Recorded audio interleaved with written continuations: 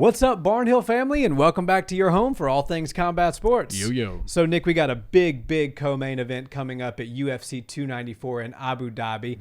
We have Khamzat Chimaev, the return. He's coming up to 185 again, and he's going to be getting a not-so-warm welcome from Paulo Costa. Now, we did a video talking about Khamzat's ways to win last week, but I want to shift the focus today to Paulo Costa because he's a 3-1 underdog, and I feel like I do think Khamzat should be the favorite, but those odds to me are a little spread out for my liking. What do you think? Yeah, I was a little bit surprised when I saw that the odds were this wide. You know, Paulo Costa has beaten some really good fighters at the top of 185, and no matter who he's signed up to fight against, they're in for a long night at the office.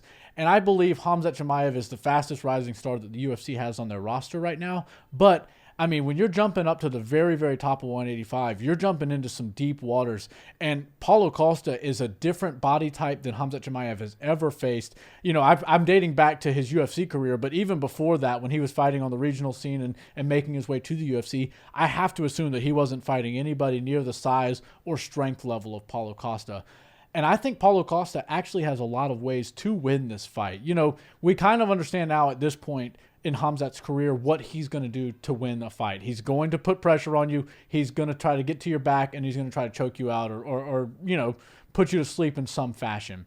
And I think the same thing can be said for Paulo Costa as far as pressure goes. He wants to be the guy that's backing his opponent up to the fence, kind of cutting them off, making them zig when they're supposed to zag, and beating them up with some really dangerous striking.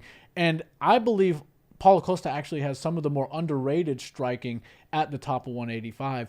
You know, you see him and you see this big physical body, and he looks like the type of guy that would only throw haymakers and really big overhands. But he's actually pretty creative and pretty agile with his striking. So I don't know exactly how this fight's going to start, but I have a feeling it's going to start with a bang. Yeah, for sure. This is going to be high energy from start to finish. I'm just feeling right now that this could be a fight of the year candidate. I think this is going to be a very entertaining fight for 15 minutes or however long it lasts. And getting into my particular ways that I think Costa can have some success, there's really two main things that I think that he should focus on. The first being, you mentioned the word pressure. I think he needs to pressure Khamzat. One thing when we look at Khamzat Chimaev's past UFC fights, where he really has success is as soon as that bell rings, he comes darting across the cage, does not take a step back, does not even think about taking a step back, goes right in on his opponent, either with some striking, or if he doesn't respect the opponent's grappling, like the Kevin Holland fight, he won't even throw a strike. He'll just shoot straight in for a takedown. Right. So Costa, I think, is susceptible to being taken down if he allows himself to be backed up in the fight. What he needs to do is come out and pressure Khamzat, meet him right in the middle of the cage, and see if he can get Chimaev to take the first step back. Because one thing we know about chain wrestlers and really tenacious pressure grapplers like Khamzat Chimaev is they do their best work when they're pushing forward on you, when they can get you to the cage, when they can get you on their back foot. But if you're backing them up, it makes things a little bit more difficult for them. So I think Costa definitely should try to use his power and use his size to push Chimaev back in the beginning, because after all, Gilbert Burns was a 155er for most of his career,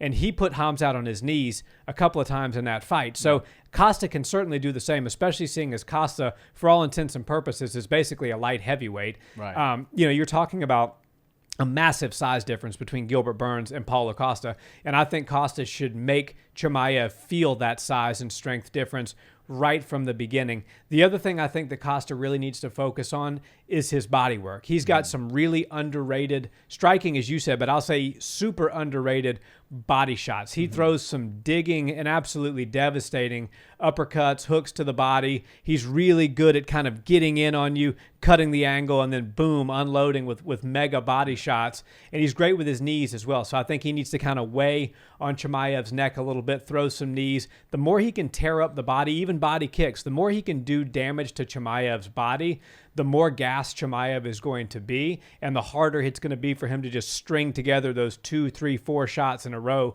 that may be required to get a big body like Costa down. So I think those are really the two things, in my opinion, that Paulo Costa should focus on. Yeah, those are great points. And, you know, you talk about the wrestling, and obviously when you've got a pressure fighter like Khamzat, he's going to try to push you against the cage so that way he can shoot for his takedown, and then you have nowhere to go. You're effectively stuck against the cage and him, and then he can drag you down. But you also have to be careful when you're trying to pressure somebody like that, because you can wind up bringing your hips a little bit too close or throwing a kick and getting caught, and then you're in that guy's arm's reach and you're in that wrestling position before you actually want it to be. So it is a dance that Paulo Costa has to be careful with when he's playing, because I know he's going to want to pressure Khamzat Chimaev, but if you pressure too much, you could wind up in a scramble out in the open. And while your chances are better of getting out of a wrestling scramble when you're out in the plain open of the octagon, as opposed to when you're up against the cage, I still think you have to be careful against a guy like Khamzat, because he can chain his wrestling together so well. And before you know it, you could be up against the cage with Khamzat, because he chain wrestles so well and changed directions so well that he could actually put you up against the cage when you're trying to pressure him. So I think the striking realm of this fight is going to play a major role. I don't really know who's going to lead the dance and who's going to control the tempo and the pacing of the fight when it's being contested on the feet. I could see Khamzat Chimaev coming out with a lot of volume, a lot of speed striking, and trying to use that smaller frame and slightly faster footwork to make Paulo Costa miss a little bit more often and try to cut his angle so he can score on the feet from better, more opportunistic angles. And if Paulo Costa's in there just trying to throw heavy leather at him, he could gas out pretty quickly.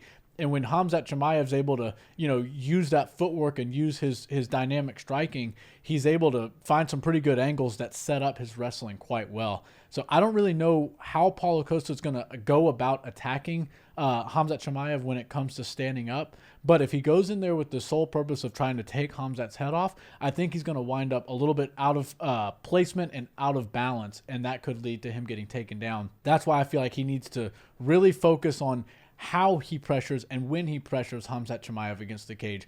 I think he's going to be able to do a little bit of big brothering in there. I think he's going to be able to impose his size, his strength, and just his overall, 185 or 205, as you like to call it, physique on Khamzat. And if Khamzat's in there and he's not really defensively sound, he could wind up getting dropped again, just like he did against Gilbert Burns. Very much.